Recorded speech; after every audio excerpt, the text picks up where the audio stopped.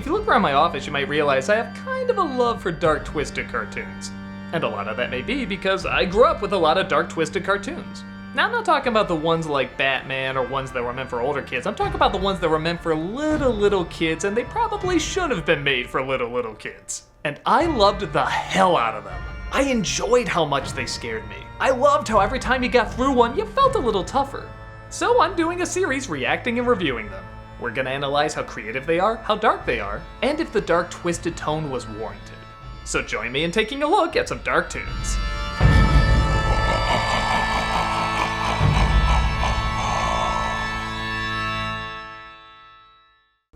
Been a hot minute since I've done one of these, but I figured the week of Halloween's a good time to do one again. Trick or Treat came out in October 1952. It's one of my favorite Halloween cartoons, and while it's not necessarily the darkest, it has a lot of dark Halloween-y elements to it. I mean, how can you not think of Halloween when watching it? Let's take a look. Trick or treat, trick or treat. This is one of the few times the title sequence is a little different. It doesn't have the main character against the bright background and the usual credits. It has graffiti on a fence, and you have it on the barn here. But what's also interesting is this has changed as well. There's another opening with a few differences when RKO released it. They're not huge, but it is strange that they changed them. The camera pans to the next credit as opposed to dissolve to it, and at the very end you see the paintbrush actually paint the title. I can't find a concrete reason why they did this, maybe because RKO released the original, so it's kind of an odd mystery. Look at that. Isn't that beautiful? Just a gorgeous opening shot. And the backgrounds on this were done by Yale Gracie, who has done a lot of layout for Disney in the past. He'd usually do other Donald Duck cartoons or Humphrey the Bear cartoons, and the backgrounds were fine, but usually not like this, though every once in a while he would sneak in something a little dark and strange and artistically pleasing, like more than usual. And he did work on Fantasia as well, which is why I feel like this has a little bit of a Night on Bald Mountain look to it, like the village in that short. If that voice sounds familiar, that's the legendary June Foray as Witch Hazel. And if you're saying to yourself, wait a minute, June Foray as Witch Hazel, that sounds really familiar as well, is because she played a character with the exact same voice and exact same name for Warner Brothers. And when she asked Chuck Jones, well, how can you do that? How can you use a witch with the same voice and the same name? It's because Witch Hazel is a name that already exists. It's a product you can use. Now, I still feel like if Disney wanted to, they could technically sue, but the characters are just different enough, in my opinion, that it wouldn't be worth it. And I think both companies have enough money. That scream, however, was not her. That is the sound of another witch screaming from Snow White when she fell over at the end. And they used that a couple times. You'll find they often would use certain screams and gasps and stuff over and over, maybe because they forgot to get a recording of there, or maybe just the sound effect sounded so good they just wanted to use it over and over.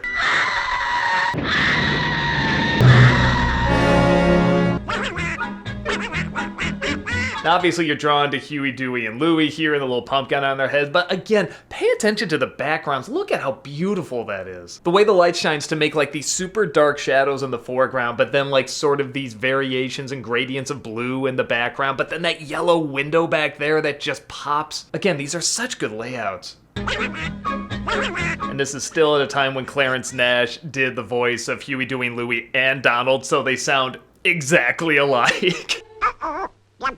And one of my favorite jokes is right here when it looks like Donald is going for the candy, only to move it and grab the fireworks behind him. Which either means he gave all the other kids candy and he just wanted to screw over his nephews, or he just got a whole bunch of candy for himself and he's been eating that all night. Either way, it's very funny. I also adore this expression he gives right before he answers the door. It's just this split-second reaction of this devil's grin.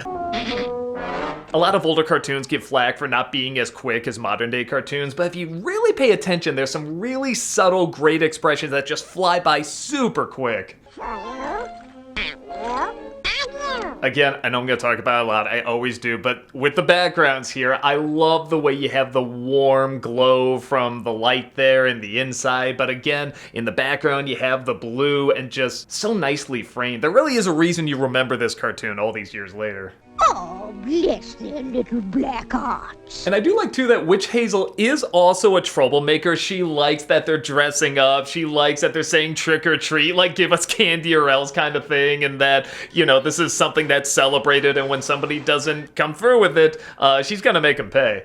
I'll help thee get thy candy. I also like going the extra mile that they make it where she does speak kind of in the old-timey speak, you know, when witches were believed to be real. So she'll say things like, get thee thy candy and stuff like that. Again, it's a little detail, but they didn't need to do that.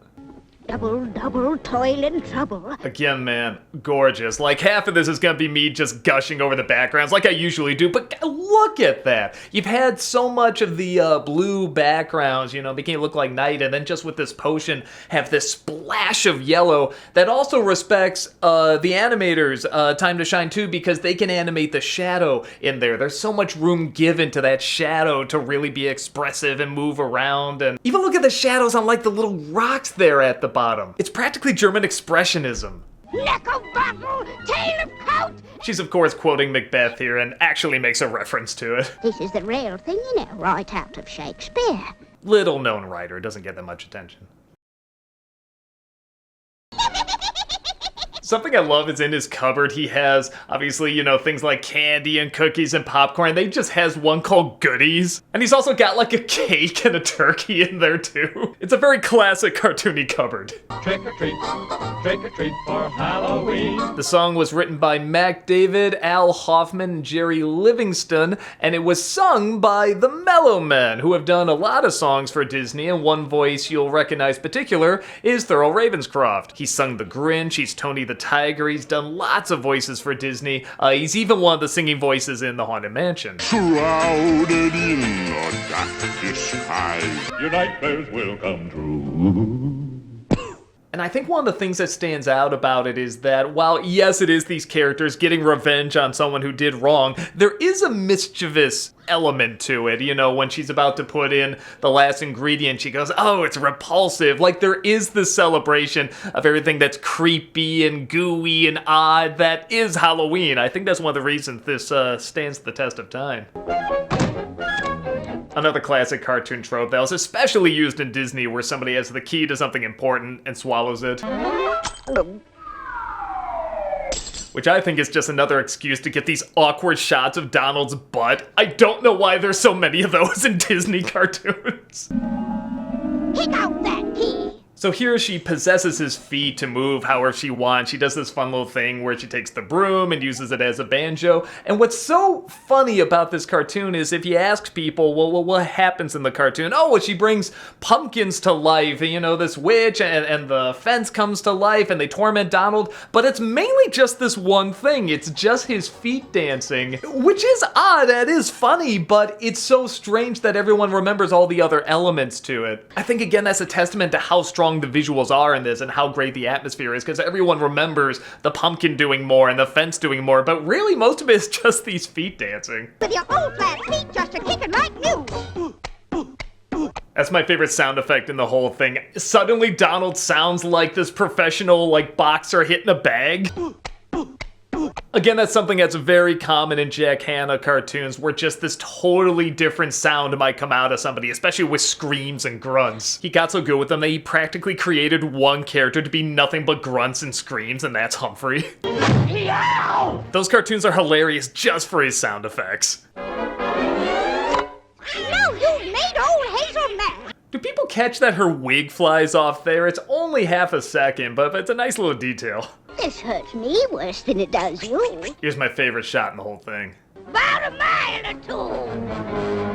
two. Isn't that amazing looking? At the center you got that bright yellow moon, and around it you have, of course, the shadows and the variations of blue, and around the blue and yellow you create that wonderful green haze there. It's just so good. I want to frame that. I want to put it on a wall.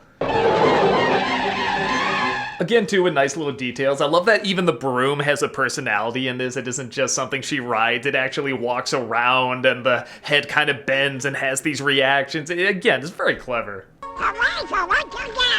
She gets him the treat, she rides off on the broom, and of course we end with the classic pumpkin saying,